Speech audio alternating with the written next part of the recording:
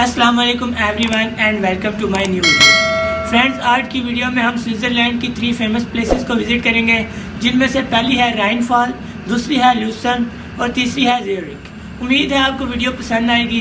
अगर वीडियो पसंद आए तो चैनल को सब्सक्राइब करें, वीडियो को लाइक करें और दोस्तों के साथ शेयर भी करें।